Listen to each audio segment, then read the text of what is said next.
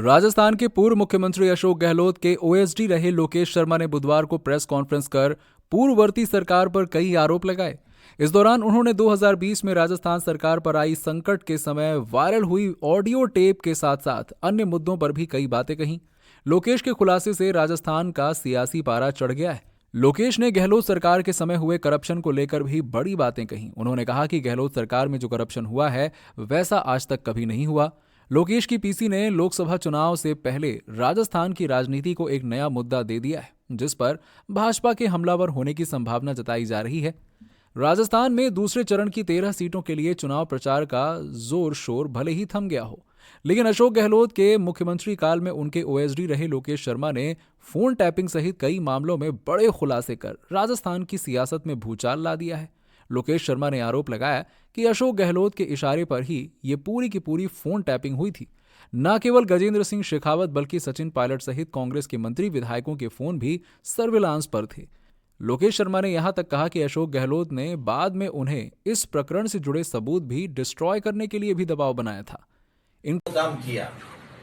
अगले दिन अखबारों में जिस तरह से खबरें छपी और सभी को यह घटनाक्रम पता है कि जैसे ये ऑडियो क्लिप्स रिलीज हुई उसके बाद मुकदमे दायर हुए और जो सारा घटनाक्रम था कि किस तरह से खरीद फरोख्त की बात की जा रही है, कौन लोग हैं जो सरकार गिराना चाहते हैं, क्योंकि सीधे तौर पर केंद्रीय मंत्री गजेंद्र सिंह जी को इसमें इन्वॉल्व किया गया और ये आरोप लगाया गया कि बीजेपी के लोग सचिन पायलट के साथ मिलकर या बाकी के और जो विधायक हैं उनके साथ मिलकर सरकार को गिराना चाहते हैं।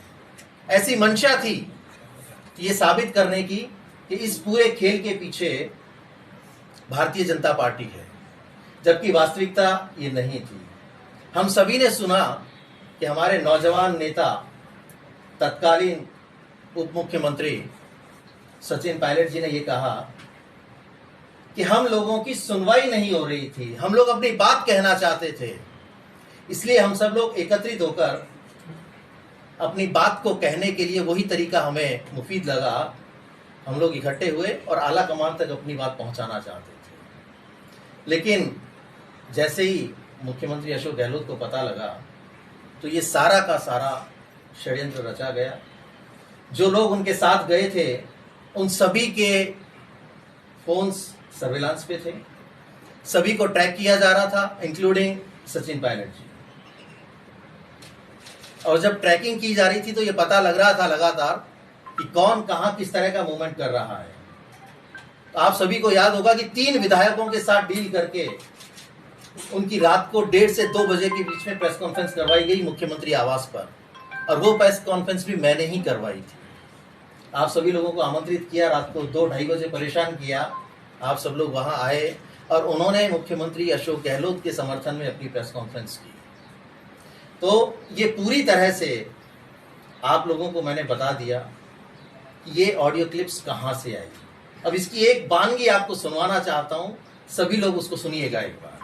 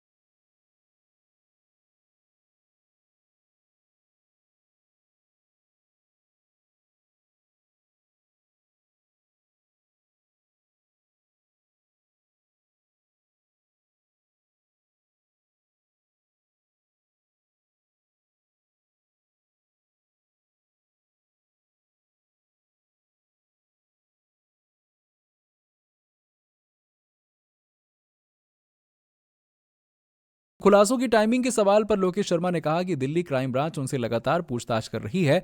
जो अपराध उन्होंने नहीं किया उसके लिए उन्हें प्रताड़ित किया जा रहा है। इस पूरे प्रकरण में अशोक गहलोत ने उन्हें अकेला छोड़ दिया, लिहाजा मजबूरी में उन्हें यह खुलासा करना पड़ा। अशोक गहलोत उनके राजनीतिक गुरु रहे हैं, लेकिन जिस तरीके से इस पूरी साजिश में उन्होंने मेरा उपयोग किया या वो मेरे लिए असहनीय दौर रहा है। लोकेश शर्मा अपने खुलासों पर यहां भी नहीं रुके। उन्होंने कहा कि राजस्थान में जिस तरीके से रीट सहित कई परीक्षाओं के पेपर लीक हुए हैं, उसमें अशोक गहलोत की मिलीभगत थी। उन्होंने अपने लोगों को बचाने की पूरी कोशिश की।